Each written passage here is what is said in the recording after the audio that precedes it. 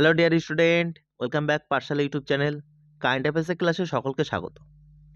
আমরা এবার থেকে যে ডেইলি কারেন্ট অ্যাফেয়ার্সের ক্লাসটি প্রোভাইড করতাম, সেটা এবার সপ্তাহে দুদিনে প্রোভাইড করা হবে। অর্থাৎ মঙ্গলবার, বুধবার, বৃহস্পতিবার এবং শুক্রবারের এই 4 দিনের কারেন্ট অ্যাফেয়ার্সটি শনিবার সকাল 6টার সময় প্রোভাইড করা হবে এবং শনিবার, রবিবার এবং সোমবার এই 3 দিনের কারেন্ট অ্যাফেয়ার্সটি সোমবার সকাল 6টার সময় প্রোভাইড করা হবে। অর্থাৎ মোট 7 দিনের কারেন্ট অ্যাফেয়ার্সটি একটি ক্লাস শনিবার সকাল 6টায় এবং অপর ক্লাসটি সোমবার সকাল 6টার মধ্যে প্রোভাইড করা হবে। এই দুদিনের মধ্যে তোমাদের সাপ্তাহিক কারেন্ট অ্যাফেয়ার্সটি প্রোভাইড করা হবে। আমাদের এই ক্লাসটি যদি তোমরা ফলো করো, তাহলে আগত পরীক্ষায় কারেন্ট অ্যাফেয়ার্স নিয়ে তোমাদের কোনো আর ভয় থাকবে না। আজকের ক্লাসটি একটু বড় হতে চলেছে, কারণ আমরা আজকের ক্লাসে বিগত 10 থেকে 13ই ডিসেম্বর অর্থাৎ এই 4 দিনের কারেন্ট অ্যাফেয়ার্স নিয়ে আলোচনা করব। তো দেখতে থাকো আজকের ক্লাসটি। আর যারা চ্যানেলে নতুন এসেছো, তারা অবশ্যই চ্যানেলটি লাইক এবং সাবস্ক্রাইব করে সকল বন্ধুর মধ্যে শেয়ার করে দাও। আজকের ক্লাসটি শুরু করার আগে মোটিভেশনে কী রাখা হয়েছে দেখে নাও। মোটিভেশনে প্রথমেই রাখা হয়েছে 2টি স্টেপ, এটা 1 এবং এটা 2 নম্বর স্টেপ। প্রথম স্টেপে দেখো বলা আছে কি, স্ট্রাগল নাও, এবং পরবর্তীতে কী হবে, এনজয় ইয়ার লাইফ। অর্থাৎ এখন যদি তোমরা কষ্ট করে জীবনে সব কিছুর সাথে সাথে যদি পড়াশোনাটা কষ্ট করে চালিয়ে যাও, অর্থাৎ স্ট্রাগল করে যাও, তাহলে তোমাদের সামনের জীবন অর্থাৎ ভবিষ্যৎ জীবনটি সুন্দর হতে চলেছে। তখন তোমরা তোমাদের জীবনকে উপভোগ করতে পারবে, আনন্দ করতে পারবে।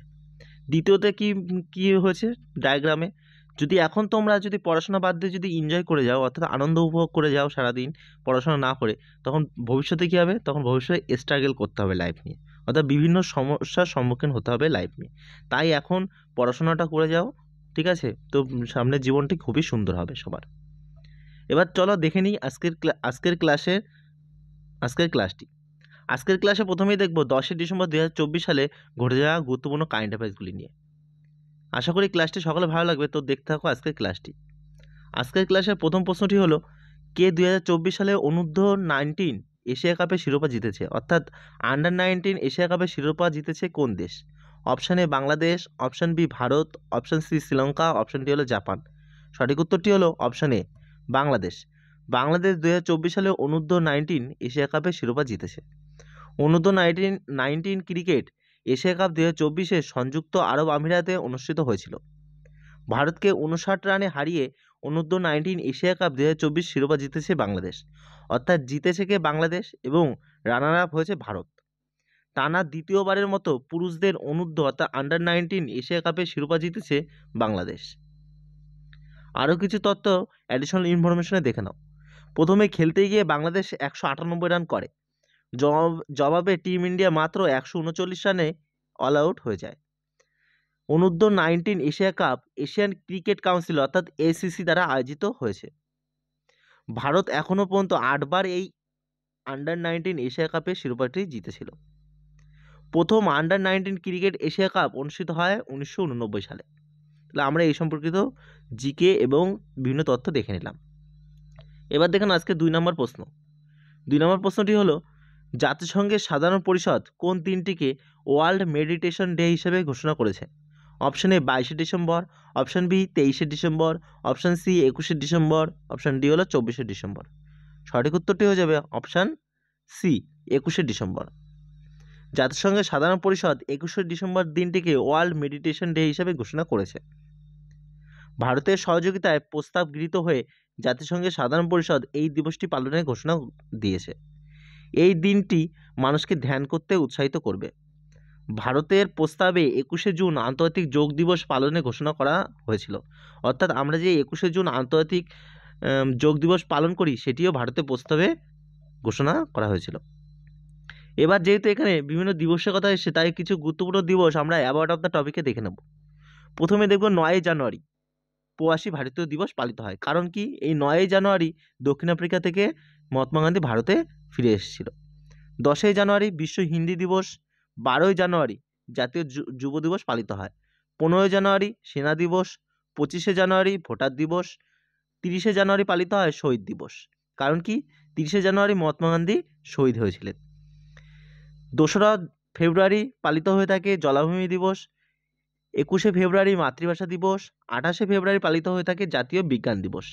এই জাতীয় বিজ্ঞান দিবস কিসের জন্য পালিত হয়ে থাকে তোমরা সবাই কমেন্ট বক্সে কমেন্ট করবে। 8ই মার্চ পালিত হয়ে থাকে আন্তর্জাতিক নারী দিবস। 21শে মার্চ পালিত হয় আন্তর্জাতিক বন সংরক্ষণ দিবস। 22শে মার্চ পালিত হয়ে থাকে বিশ্ব জল দিবস। দিবস সম্পর্কিত আরও কিছু জিকে দেখে নাও। 23শে মার্চ পালিত হয় বিশ্ব আবহাওয়া দিবস। 7ই এপ্রিল পালিত হয় বিশ্ব স্বাস্থ্য দিবস। 22শে এপ্রিল পালিত হয় বিশ্ব বসুন্ধরা দিবস। 22শে মে পালিত হয় আন্তর্জাতিক জীববৈচিত্র্য দিবস। 31শে মে পালিত হয় বিশ্ব তামাক বিরোধী দিবস। 11 জুলাই পালিত হয়ে থাকে বিশ্ব জনসংখ্যা দিবস। 12ই আগস্ট পালিত হয় আন্তর্জাতিক যুব দিবস। 16ই সেপ্টেম্বর পালিত হয়ে থাকে আন্তর্জাতিক ওজোন স্তর রক্ষা দিবস। 27শে সেপ্টেম্বর পালিত হয়ে থাকে বিশ্ব পর্যটন দিবস। 5ই অক্টোবর বিশ্ব শিক্ষক দিবস পালিত হয়ে থাকে এবং 24শে অক্টোবর পালিত হয় রাষ্ট্রসংঘ দিবস। 1 ডিসেম্বর পালিত হয় বিশ্ব এইডস দিবস। তাহলে আমরা গুরুত্বপূর্ণ দিবসগুলি অ্যাবাউট অফ দ্য টপিকে দেখে নিলাম। যদি আমাদের এই ক্লাসটি হেল্পফুল মনে হয় তাহলে অবশ্যই এটা লাইক এবং সাবস্ক্রাইব করে সকল বন্ধুদের শেয়ার করে দাও। আর হ্যাঁ, ক্লাসটি সকলে কেমন লাগছে সেটি কমেন্ট বক্সে কমেন্ট করে জানাবে। এশিয়ান ক্রিকেট কাউন্সিল অর্থাৎ এসিসি এর নতুন সভাপতি কে হয়েছে? Option A Jay Shah, option B Sourav Ganguly, option C Shammi Silva, option D হলো সচিন তেন্ডুলকর। সঠিক উত্তরটি হলো option C Shammi Silva. Shammi Silva Asian cricket কাউন্সিলের নতুন সভাপতি হয়েছেন। এশিয়ান ক্রিকেট কাউন্সিল অর্থাৎ এসিসি এর নতুন সভাপতি হয়েছেন Sri Lankan cricketer president Shammi Silva.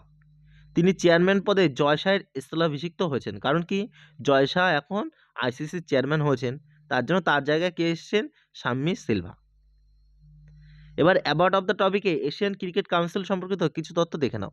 এই এশিয়ান ক্রিকেট কাউন্সিল 1983 সালে প্রতিষ্ঠিত হয়েছিল। এটি এশিয়ার ক্রিকেটের উন্নয়নের জন্য গঠিত হয়েছে, যার সদর কোথায় রয়েছে? শ্রীলঙ্কার কলম্বোতে রয়েছে যার সদর। এবার আমরা গুরুত্বপূর্ণ কারেন্ট অ্যাফেয়ার্স দেখে নেব রিলেটেড আপডেটসে। ভারতীয় ফুটবল দলের কোচ কে হচ্ছেন? Manolo Marquez. ভারতীয় অলিম্পিক অ্যাসোসিয়েশন অর্থাৎ আইওএ এর সভাপতি হয়েছে পিটি ঊষা। হেমন্ত বিশ্ব শর্মা ভারতের ব্যাডমিন্টন অ্যাসোসিয়েশনের সভাপতি। ভারতীয় প্যারা অলিম্পিক কমিটির সভাপতিকে দেবেন্দ্র ঝাঝারিয়া।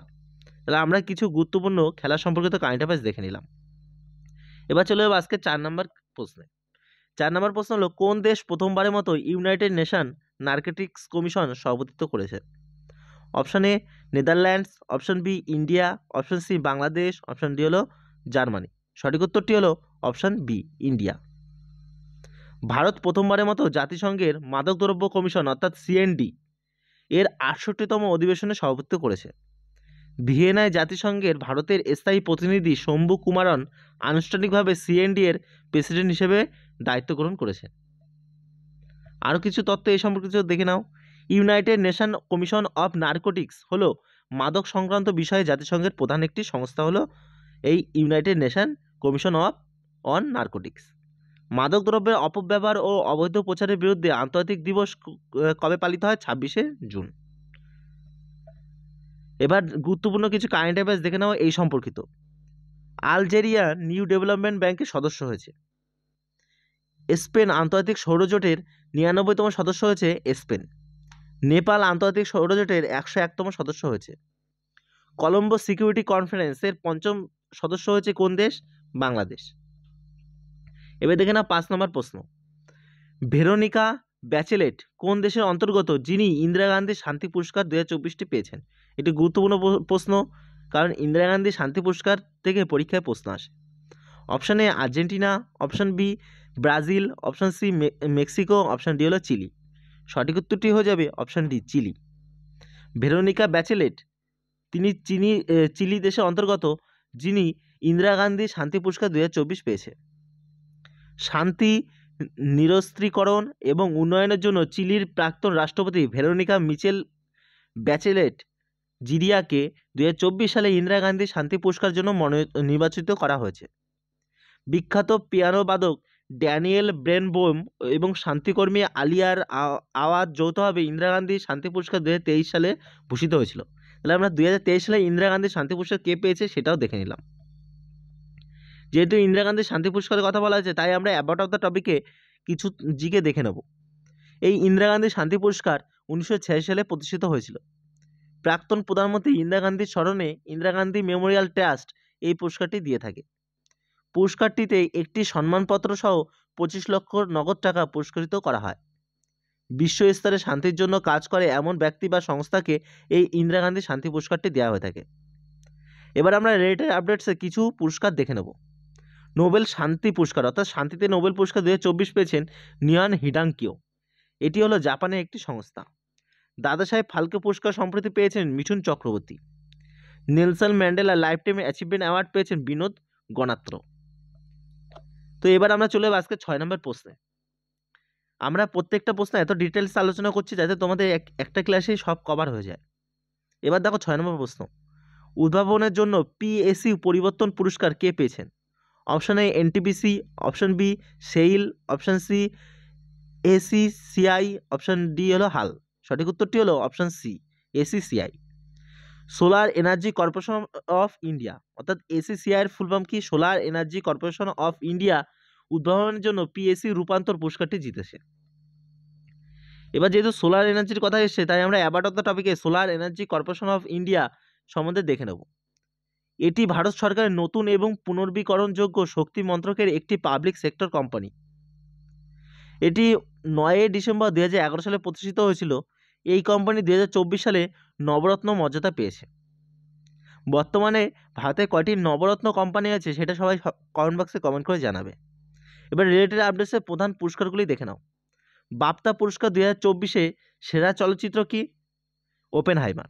জ্ঞানপীঠ পুরস্কার 2023 পেয়েছে গুলজার এবং জগৎগুরু রাম ভদ্রাচার্য। 69তম ফিল্মফেয়ার পুরস্কার সেরা অভিনেতা হয়েছেন রণবীর কাপুর। এবার দেখুন আজকের 7 নম্বর প্রশ্ন। চতুর্থ মেকং গঙ্গা ধর্ম যাত্রা কোন দেশ থেকে শুরু হয়ে ভারতে পৌঁছেছে? Option A Malaysia, option B Myanmar, option C Indonesia, option D হলো থাইল্যান্ড। সঠিক উত্তরটি হলো অপশন ডি থাইল্যান্ড। চতুর্থ মেকং গঙ্গা ধর্মযাত্রা থাইল্যান্ড থেকে শুরু হয়ে ভারতে পৌঁছেছে। চতুর্থ মেকং গঙ্গা ধর্মযাত্রা 6 ডিসেম্বর দিল্লিতে পৌঁছেছে। 2 ডিসেম্বর থাইল্যান্ড থেকে যাত্রা শুরু করেছিল। এই যাত্রা চলবে 2 ডিসেম্বর থেকে 10 ডিসেম্বর পর্যন্ত। অর্থাৎ এই যাত্রাটি চলেছে 2 ডিসেম্বর থেকে 10 ডিসেম্বর পর্যন্ত।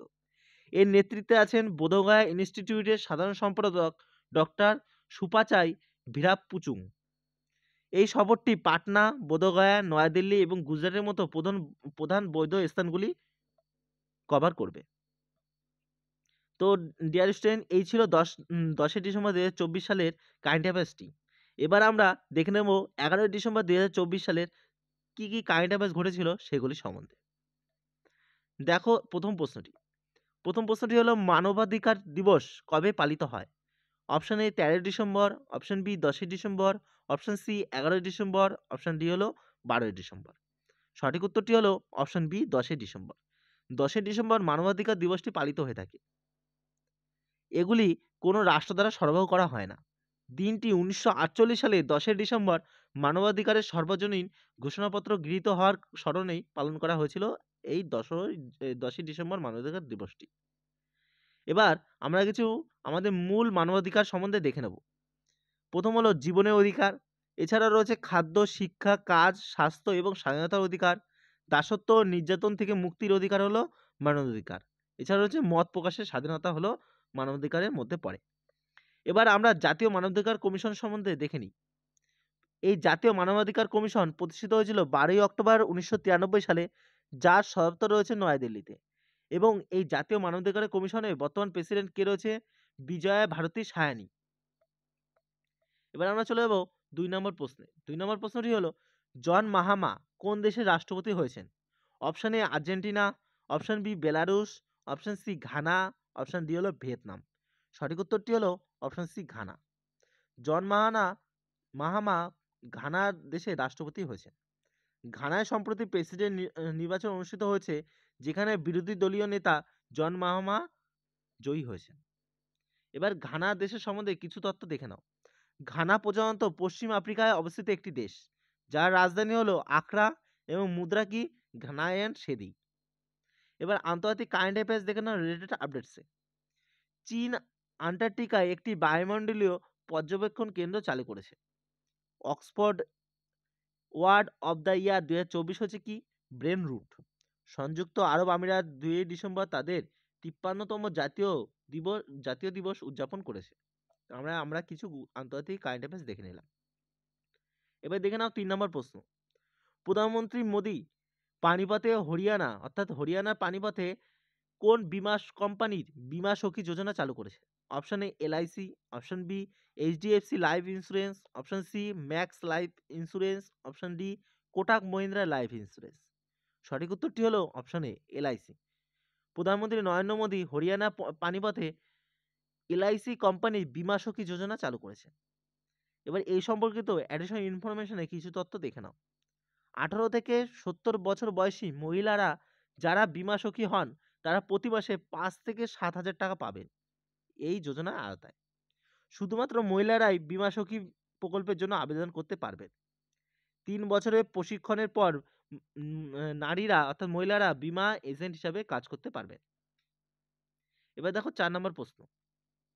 নেব্রাস্কা স্টেট ক্যাপিটালে যেটি মার্কিন যুক্তরাষ্ট্রে রয়েছে এখানে কার মূর্তি উন্মোচন করা হয়েছে?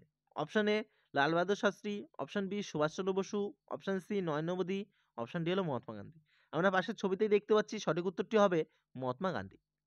নেব্রাস্কা গভর্নর জিম পিনেল স্টেট ক্যাপিটালে মহাত্মা গান্ধীর একটি মূর্তি উন্মোচন করেন এবং 6 ডিসেম্বরকে মহাত্মা গান্ধীর স্মরণ দিবস হিসেবে ঘোষণা করেছেন তিনি। এটি ভারতীয় কনসুলেটরের সিয়াটলের এখতিয়ারের অধীনে স্টেট ক্যাপিটালে গান্ধীর প্রথম মূর্তি হলো এখানে। এবার দেখো সম্প্রতি স্থাপিত কিছু মূর্তি অর্থাৎ স্ট্যাচু সম্বন্ধে কারেন্ট অ্যাফেয়ার্স দেখে নাও। সর্দার বল্লভভাই প্যাটেলের মূর্তি যেটি রয়েছে আদমশুমারি ভবন নয়াদিল্লিতে। সামাজিক ন্যায় বিচারের মূর্তি 125 ফুট লম্বা যেটি হলো ডক্টর আম্বেদকরের মূর্তি, এটি রয়েছে অন্ধ্রপ্রদেশের বিজয়ওয়াড়াতে। মহারানা প্রতাপের 21 ফুট লম্বা মূর্তি রয়েছে হায়দ্রাবাদ। জেনারেল বিপিন রাওয়াতের মূর্তি উন্মোচন করা হয়েছে দেরাদুনে। মহারাষ্ট্রের রাজকোট দুর্গে শিবাজি মহারাজের মূর্তি উন্মোচন করা হয়েছে। সচিন তেন্ডুলকরের মূর্তি ওয়াংখেড়ে স্টেডিয়াম অর্থাৎ মুম্বাই ওয়াংখেড়ে স্টেডিয়ামে উন্মোচন করা হয়েছে। সর্বশেষ আমরা দেখে নেব বিরসা মুন্ডার 20 ফুট উঁচু মূর্তি দিল্লির বাসেরা পার্কে উন্মোচন করা হয়েছে সম্প্রতি। এবার দেখো 5 নম্বর প্রশ্ন। কোন ভারতীয় সংরক্ষণ প্রকল্প ইউনেস্কো এশিয়া প্যাসিফিক পুরস্কারে এক্সেলেন্ট অ্যাওয়ার্ড জিতেছে?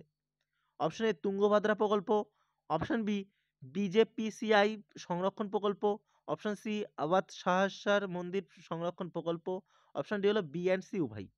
সঠিক উত্তরটি হলো option D B and C উভয় অর্থাৎ বিজেপিসিআই সংরক্ষণ প্রকল্প এবং আওয়াধ সাহসার মন্দির সংরক্ষণ প্রকল্প ইউনেস্কো এশিয়া প্যাসিফিক পুরস্কারে এক্সেলেন্ট অ্যাওয়ার্ডটি জিতেছে। তামিলনাড়ুর থুক্কাচিতে অবস্থিত আবাথা সহস্বরা মন্দির সংরক্ষণ প্রকল্প এবং মুম্বাই মহারাষ্ট্রে অবস্থিত স্যার বাইরামজি জেজিভয় পার্সি চ্যারিটেবল ইনস্টিটিউট যেটিকে বলা হয় বিজেপিসিআই সংরক্ষণ প্রকল্প সাংস্কৃতিক ঐতিহ্য সংরক্ষণের জন্য ইউনেস্কো এশিয়া প্যাসিফিক পুরস্কার 2024টি জিতেছে। তামিলনাড়ুর আপ্তা সহেশ্বর গ্রামে ঠিক আছে অবস্থিত একটি হিন্দু মন্দির হলো আপ্তা সহেশ্বর মন্দির। এটি ভগবান শিবের উদ্দেশ্যে উৎসর্গ করা হয়েছে।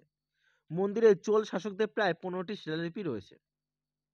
এবার আমরা স্যার বাইরামজি জিবিভয় পার্সি চ্যারিটেবল ইনস্টিটিউট সম্বন্ধে কিছু তথ্য দেখে নিই। এই বিজেপিসিআই একটি সরকারি স্বীকৃত স্কুল। এটি মুম্বাইতে অবস্থিত।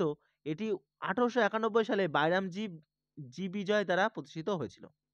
তার নাম অনুসারে এই নামকরণ করা হয়েছে। এবার আমরা রিলেটেড আপডেটসে ইউনেস্কো সম্বন্ধে জেনে নেব। ইউনেস্কো প্রতিষ্ঠিত হয়েছিল 16 নভেম্বর 1945 সালে। যার সদর রয়েছে কোথায়? ফ্রান্সের প্যারিসে। যার মহাপরিচালক অর্থাৎ ডাইরেক্টর জেনারেল রয়েছে অ্যাদ্রে আজৌলে।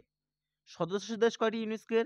193টি সদস্য দেশ এবং 11টি রয়েছে সহযোগী সদস্য দেশ। এবার দেখে নাও 6 নম্বর প্রশ্ন।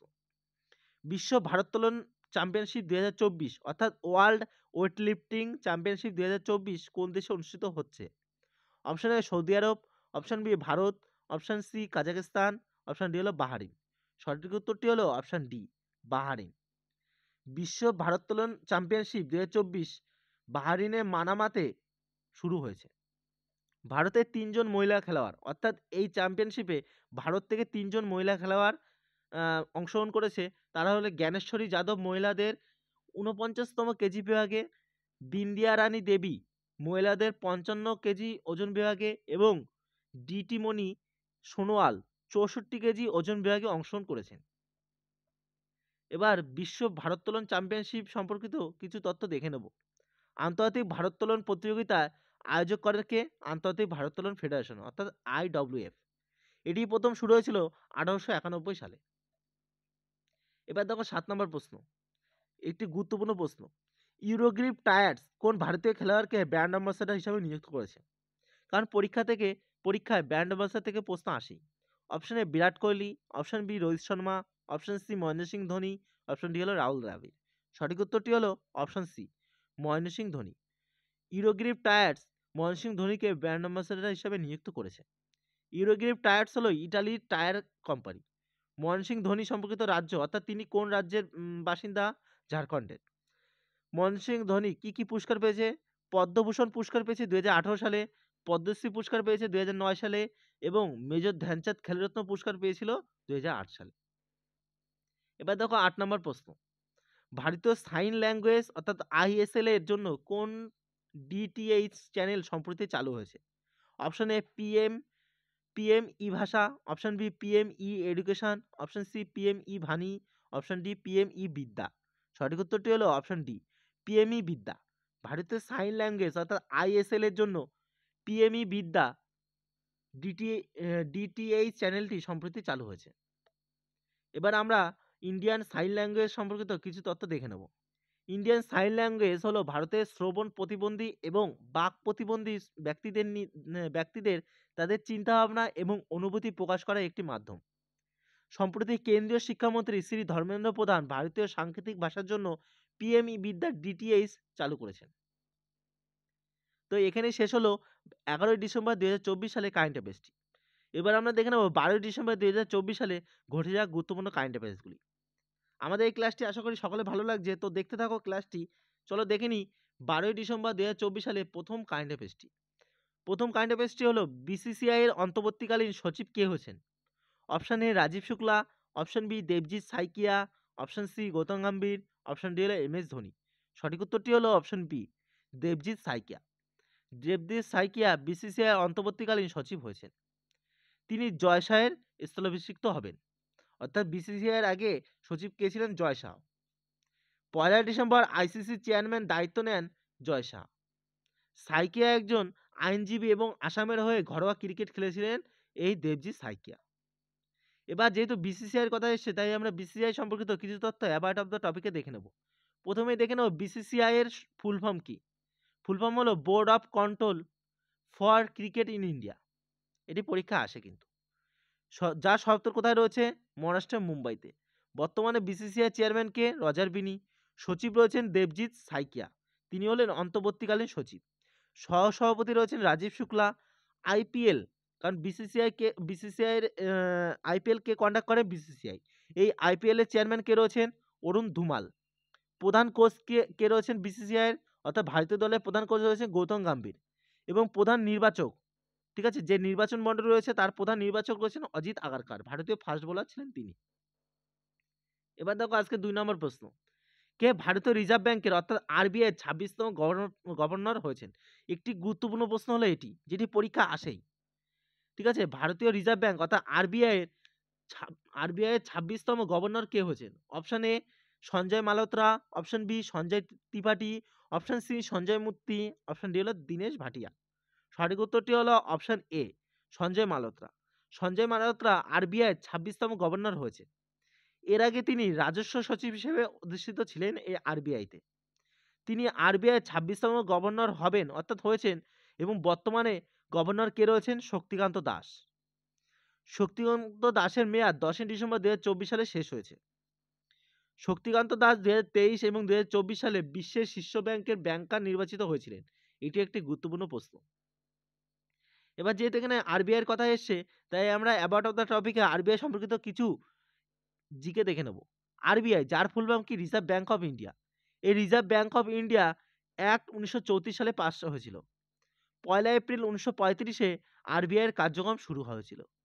এটি 1949 সালে জাতীয়করণ করা হয়, অর্থাৎ RBI জাতীয়করণ হয়েছিল 1949 সালে। এই প্রশ্নটি পরীক্ষা আসে। 1937 সালে RBI সদর দপ্তর কলকাতা থেকে মুম্বাইতে স্থানান্তরিত করা হয়েছে। স্যার অসবর্ন স্মিথ ছিলেন RBI এর প্রথম গভর্নর। তাহলে RBI এর প্রথম গভর্নর ছিলেন অসবর্ন স্মিথ।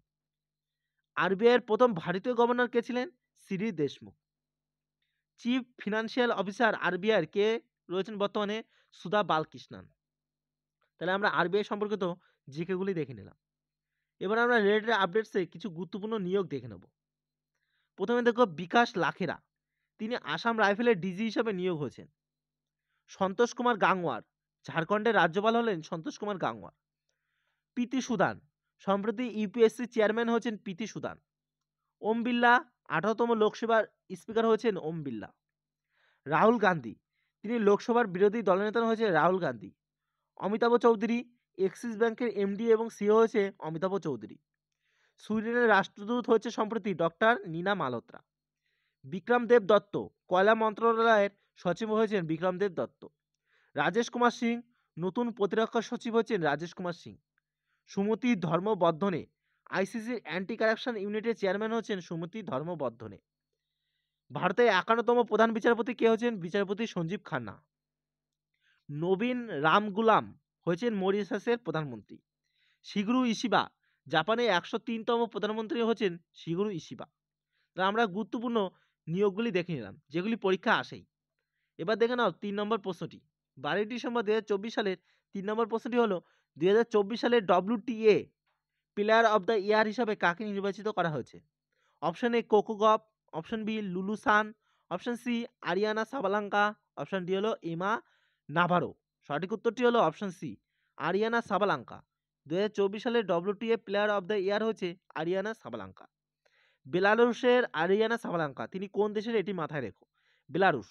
বেলারুশের আরিয়ানা সাবালাঙ্কা 2024 সালের জন্য WTA অর্থাৎ মহিলা টেনিস অ্যাসোসিয়েশন অর্থাৎ উম্যান টেনিস অ্যাসোসিয়েশনের বর্ষসেরা খেলোয়াড় হিসাবে নির্বাচিত হয়েছেন আরিয়ানা সাবালাঙ্কা। তিনি 2024 সালের অস্ট্রেলিয়ান ওপেন এবং ইউএস ওপেন একক শিরোপা জিতেছেন। এটিও গুরুত্বপূর্ণ প্রশ্ন যে অস্ট্রেলিয়ান ওপেন এবং ইউএস ওপেনের মহিলা একক শিরোপা কে জিতেছেন? বেলারুশের আরিয়ানা সাবালাঙ্কা। 2024 সালে তিনি প্রথমবারের মতো বিশ্ব নাম্বার 1 র্যাঙ্কড মহিলা খেলোয়াড় হয়েছেন। তার জন্য তাকে WTA player of the year হিসেবে ঘোষণা করা হয়েছে। এবার আমরা অ্যাবাউট অফ দ্য টপিকে মহিলা টেনিস দল অর্থাৎ WTA সম্বন্ধে কিছু তথ্য দেখে নেব।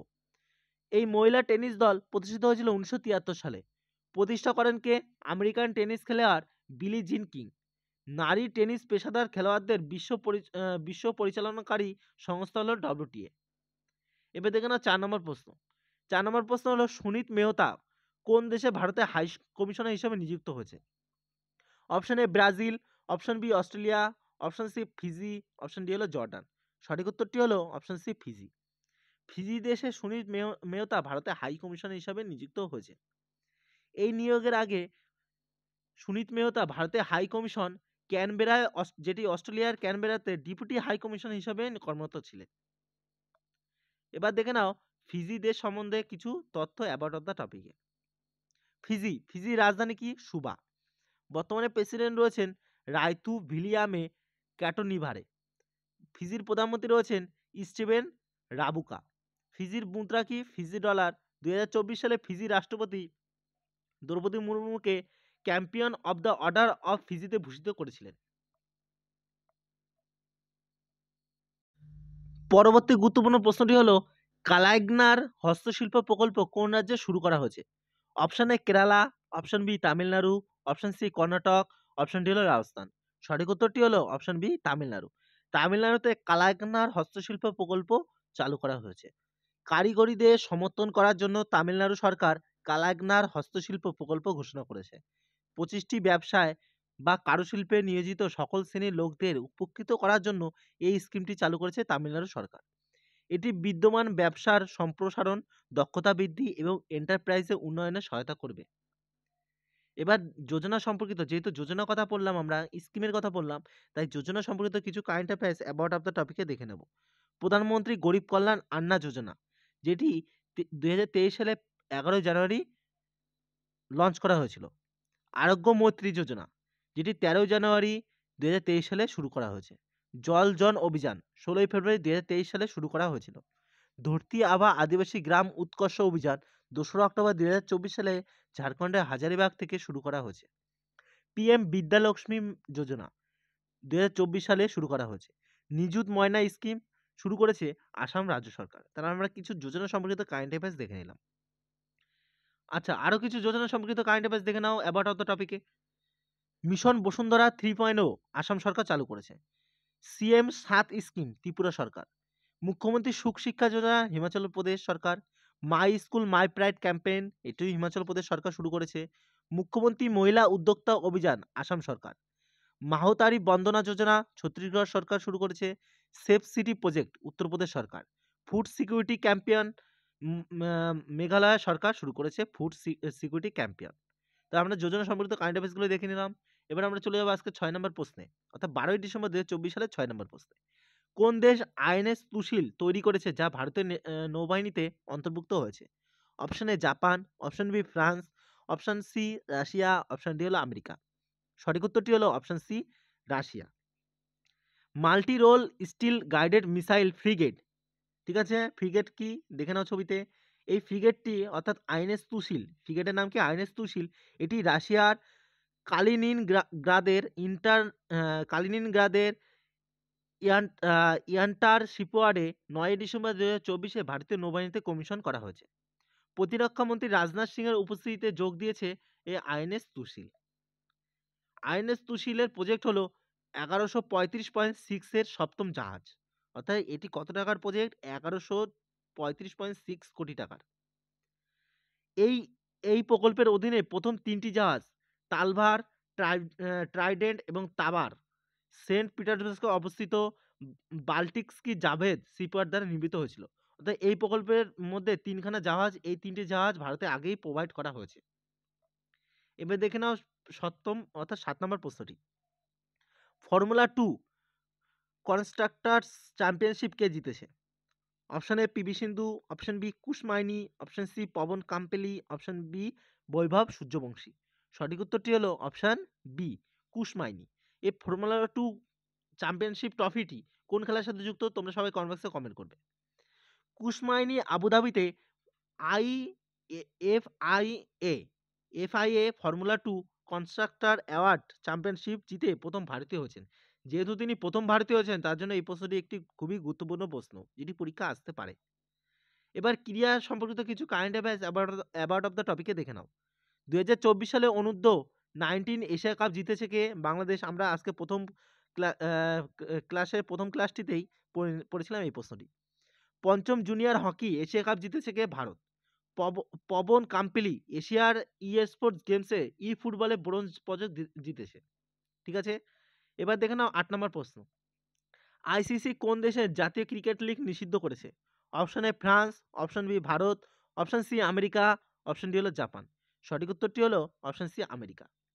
আইসিসি নিয়ম অনুসারে লিগে খেলা প্রতিটি দলে প্লেয়িং 11-এ কমপক্ষে 7 জন আমেরিকান খেলোয়াড় থাকা উচিত। তবে অনেক ম্যাচে 6 থেকে 7 জন বিদেশি খেলোয়াড়কে মাঠে নামানো হয়েছিল, তার জন্য আইসিসি আমেরিকার জাতীয় ক্রিকেট লিগ নিষিদ্ধ করেছে।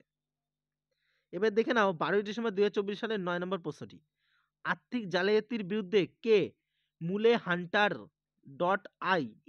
এআই নামে একটি এআই টুল চালু করেছে? Option A SBI, option B HDFC bank, option C RBI, option D হলো ইউকো ব্যাংক। সঠিক উত্তরটি হলো option C RBI. Reserve bank of India অর্থাৎ আরবিআই তার ইনোভেশন হাবের মাধ্যমে মূলে হান্টার এআই চালু করেছে। এই টুলটি মানি লন্ডারিং এবং অন্যান্য অবৈধ আর্থিক ক্রিয়াকলাপের সাথে জড়িত মূলে ব্যাংক অ্যাকাউন্টগুলি শনাক্ত এবং ফ্ল্যাগ করার জন্য ডিজাইন করা হয়েছে। এবার যেহেতু এআই এর কথা এসছে, তা আমরা এআই অর্থাৎ কৃত্রিম বুদ্ধিমত্তা সম্পর্কিত current affairs about of the টপিকে দেখে নেব। হনুমান এআই চ্যাটবট কয়টি ভাষায় চালু হয়েছে? 98টি ভাষায়। গুগলে এআই চ্যাটবটের নাম কি? বার্ড। মাইক্রোসফট এবং ওপেন এআই দ্বারা তৈরি এআই সুপার কম্পিউটারের নাম কি? সার্গেট।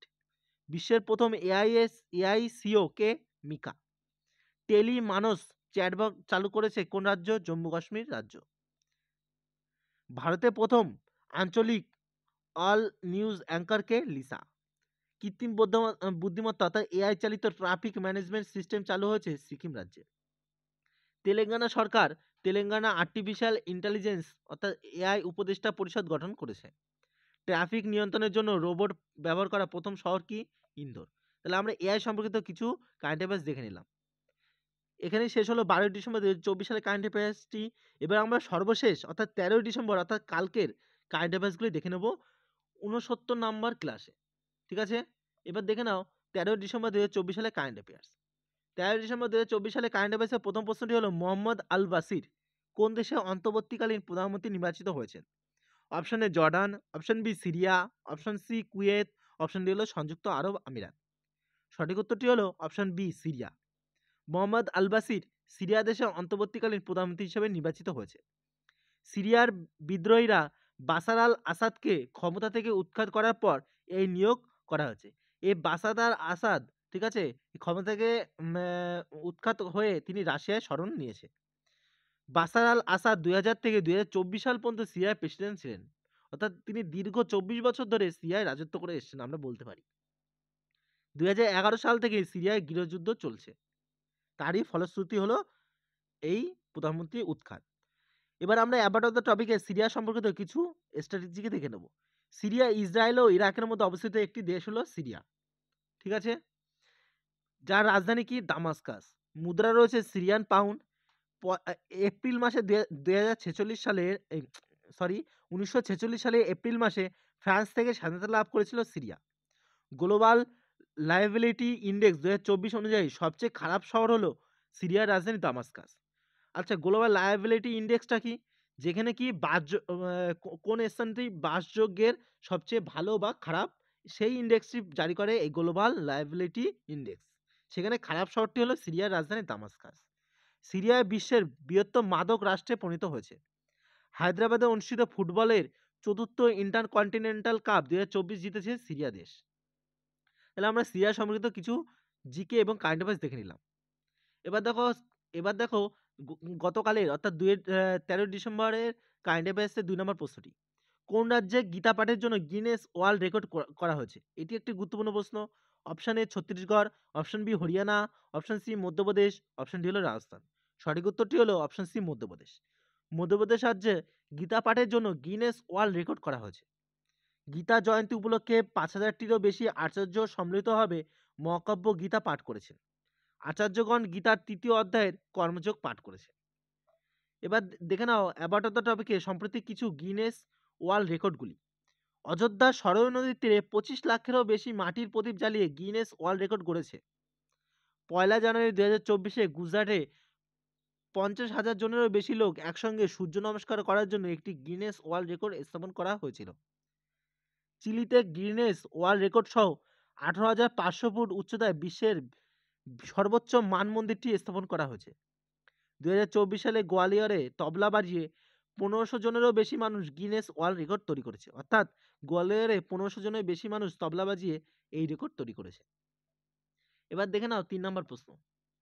2025 সালের সেপ্টেম্বরের মধ্যে কোন শহর ভারতের প্রথম সমন্বিত বজ্র ব্যবস্থাপনা শহর হয়ে উঠবে? Option A Lucknow, option B Noida, option C Dehradun, option D হলো গোরখপুর।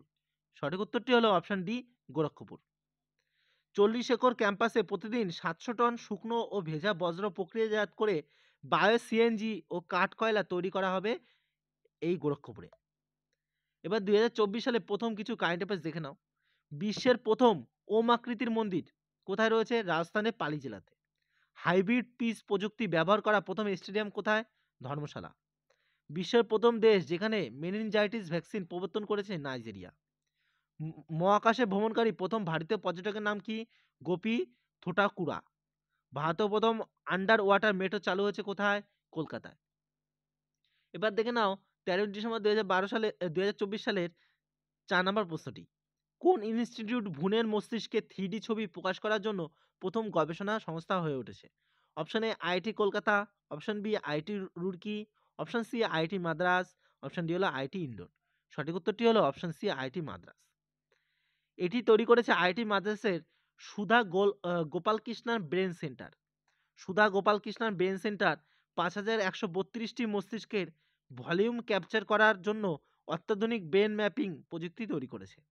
ভ্রূণ থেকে শৈশব, কৈশোর এবং বয়ঃসন্ধি পর্যন্ত মস্তিষ্কের বিকাশ বোঝার জন্য এটি একটি গুরুত্বপূর্ণ। এবার দেখো 5 নম্বর প্রশ্ন। 2024 সালের ডিসেম্বরে নবোদয় বিদ্যালয় প্রকল্পের অধীনে মন্ত্রিসভা কয়টি নবোদয় বিদ্যালয় খোলার অনুমোদন দিয়েছে? অপশন এ 29টি, অপশন বি 28টি, অপশন সি 30টি, অপশন ডি হলো 31টি। সঠিক উত্তরটি হলো অপশন বি 28টি। 2024 সালের ডিসেম্বরে মন্ত্রিসভা নবোদয় বিদ্যালয় প্রকল্পের অধীনে 28টি নতুন নবোদয় বিদ্যালয় এবং 85টি নতুন কেন্দ্রীয় বিদ্যালয় খোলার অনুমোদন দিয়েছে। তথ্য ও সম্প্রচার মন্ত্রী কে রয়েছেন? অশ্বিনী বৈষ্ণব। তিনি 8,232 কোটি টাকার বাজেটটি রেখেছেন। নবোদয় বিদ্যালয় প্রকল্পটি জাতীয় শিক্ষানীতি 1986-র অধীনে অনুমোদিত হয়েছিল। এর মূল উদ্দেশ্য কি? এর মূল উদ্দেশ্য হলো গ্রামীণ এলাকার শিশুদের শিক্ষার সঙ্গে যুক্ত করা হলো এই নবোদয়ের মূল উদ্দেশ্য। এবার দেখে নাও 6 নম্বর প্রশ্নটি। কোন রাজ্যের স্বাস্থ্যমন্ত্রী জেপি নাড্ডা 100 দিনের টিবি প্রচারাভিযান শুরু করেছে? Option A Uttar Pradesh, option B Haryana, option C Kerala, option D হলো মহারাষ্ট্র। সঠিক উত্তরটি হলো অপশন বি হরিয়ানা। কেন্দ্রীয় স্বাস্থ্যমন্ত্রী কে রয়েছেন? জেপি নাড্ডা। তিনি 7ই ডিসেম্বর 2024-এ হরিয়ানা পঞ্চকুলা থেকে 100 দিনের নিবিড় টিবি প্রচারাভিযান শুরু করেছেন। 33টি রাজ্য ও কেন্দ্রশাসিত অঞ্চল, অর্থাৎ রাজ্য ও কেন্দ্রশাসিত অঞ্চল মিলে 33টি জায়গায় 347টি জেলায় এই প্রচারাভিযানটি চালানো হবে। 2025 সালের মধ্যে যক্ষ্মা নির্মূলের লক্ষ্যমাত্রা অর্জনের লক্ষ্যে এই স্বাস্থ্যনীতির অধীনে এই অভিযানটি চালানো হচ্ছে। আরও কিছু তথ্য দেখে নাও। টিবি অর্থাৎ যাকে আমরা বলি যক্ষ্মা, এটি একটি সংক্রমণ রোগ। এই রোগটি মাইক্রোব্যাকটেরিয়াম টিউবারকুলোসিস নামক ব্যাকটেরিয়া দ্বারা আক্রান্ত হয়ে থাকে। অর্থাৎ যক্ষ্মা রোগের সংক্রামক ব্যাকটেরিয়াটার নাম আমরা পড়ে নিলাম। এই রোগটি প্রধানত ফুসফুসকে প্রভাবিত হয়ে থাকে। অর্থাৎ টিবি বা যক্ষ্মা কোথায় হয়? সংক্রমিত স্থান ফুসফুস। এবার দেখো 7 নম্বর প্রশ্ন। চতুর্থ ইন্ডিয়া ইন্টারনেট গভর্নেন্স ফোরাম, যেটাকে বলে IIGF 2024 কোথায় অনুষ্ঠিত হয়েছে? Option A New Delhi, option B Bangalore, option C Chennai, option D হলো পুনে। সঠিক উত্তরটি হলো নয়াদিল্লি। নয়াদিল্লিতে চতুর্থ ইন্ডিয়া ইন্টারনেট গভর্নেন্স ফোরাম অর্থাৎ IIGF 2024 উদ্বোধন করলেন কেন্দ্রীয় মন্ত্রী Jitin Prasad. India internet governance forum অর্থাৎ IIGF হলো একটি ভারতীয় উদ্যোগ যা জাতিসংঘের ইন্টারনেট গভর্নেন্স ফোরামের সাথে যুক্ত। আরও কিছু তথ্য দেখে নাও। এর কাজ কি? এর কাজ বা উদ্দেশ্য কি? ভারতের বিভিন্ন সেক্টরের লোকেরা একসাথে ইন্টারনেট সম্পর্কিত নিয়ম এবং নীতিগুলি নিয়ে আলোচনা করে, যাতে ইন্টারনেট নিরাপদে, অন্তর্ভুক্তিমূলক এবং কার্যকরভাবে ব্যবহার করা যায়। এবার দেখো 8 নম্বর প্রশ্ন। সর্দার বল্লভভাই স্বরাষ্ট্রমন্ত্রী অমিত শাহ রাজস্থানের যোধপুরে সর্দার বল্লভভাই প্যাটেলে কত ফুট লম্বা মূর্তি উন্মোচন করেছেন? এটি একটি গুরুত্বপূর্ণ প্রশ্ন। Option A 12 foot, option B 11 foot, option C 13 foot, option D হলো 14 ফুট। সঠিক উত্তরটি হলো option B 11 foot. Sardar Vallabhbhai প্যাটেলের মূর্তিটি 11 ফুট লম্বা এবং ওজন কত? 1100 কিলোগ্রাম এবং এটি একটি 8 ফুট উঁচু পাদদেশে অবস্থিত। ঠিক আছে, 8 ফুট উঁচু পাদদেশে অবস্থিত। সর্দার বল্লভভাই প্যাটেলের মূর্তি যেটি রয়েছে গুজরাটের স্ট্যাচু অফ ইউনিটি, এটি 31 অক্টোবর 2018 সালে গুজরাটের রাজ্যের কেভাদিয়াতে উদ্বোধন করা হয়েছিল, যার উচ্চতা কত? 182 মিটার বা 597 ফুট। যেহেতু এখানে সর্দার বল্লভভাই প্যাটেলের কথা এসছে, তাই আমরা বল্লভভাই প্যাটেলের সম্বন্ধে কিছু তথ্য অ্যাবাউট অফ দ্য টপিকে দেখে নিই। তিনি জন্মগ্রহণ করেছিলেন 31 অক্টোবর 1875 সালে গুজরাটের নদিয়াদ এবং মৃত্যু হয়েছে 1950 সালে 15 ডিসেম্বর বোম্বেতে। ভারতের প্রথম স্বরাষ্ট্রমন্ত্রী এবং উপপ্রধানমন্ত্রী ছিলেন এই সর্দার বল্লভভাই প্যাটেল। তার অন্য নাম কি? অন্য নাম হলো আয়রন ম্যান। জাতীয় ঐক্য দিবস 31শে অক্টোবর পালিত হয়ে থাকে এই সর্দার বল্লভভাই প্যাটেলের জন্মবার্ষিকীতে। এবার দেখে নাও 13 ডিসেম্বর 2024 সালের শেষ প্রশ্নটি, অর্থাৎ আজকের কারেন্ট অ্যাফেয়ার্সের যে সিরিজটি করাচ্ছে 4 দিনের, এর শেষ প্রশ্ন। সম্প্রতি গোল্ডেন গ্লোব অ্যাওয়ার্ড 2025-এ সেরা পরিচালকের জন্য মনোনীত হওয়া প্রথম ভারতীয় কে? একটি গুরুত্বপূর্ণ ভিভিআই প্রশ্ন।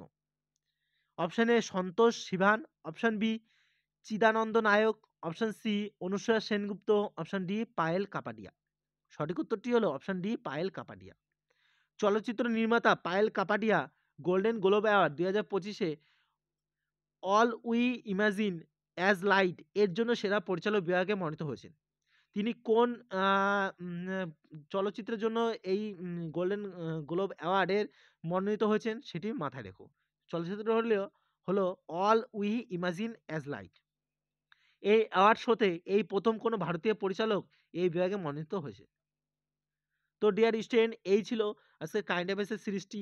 এই আমরা আজকের ক্লাসে 10, 11 এবং 12 এবং ১০, ১১, ১২ এবং ১৩ ডিসেম্বরে এই ৪ দিনের কারেন্ট অ্যাফেয়ার্সগুলো দেখে নিলাম। আমরা আবার সোমবার সকালে ১৪, ১৫ এবং ১৬ তারিখে কারেন্ট অ্যাফেয়ার্সগুলো দেখে নেব। আজকের ক্লাসটি কেমন লাগলো সেটি সবাই কমেন্ট বক্সে কমেন্ট করে জানাবে। আর ক্লাসটি সকলে লাইক এবং সাবস্ক্রাইব করে সকল বন্ধুর মধ্যে শেয়ার করে দাও। আর সকলকে ধন্যবাদ ক্লাসটি সম্পূর্ণ দেখার জন্য।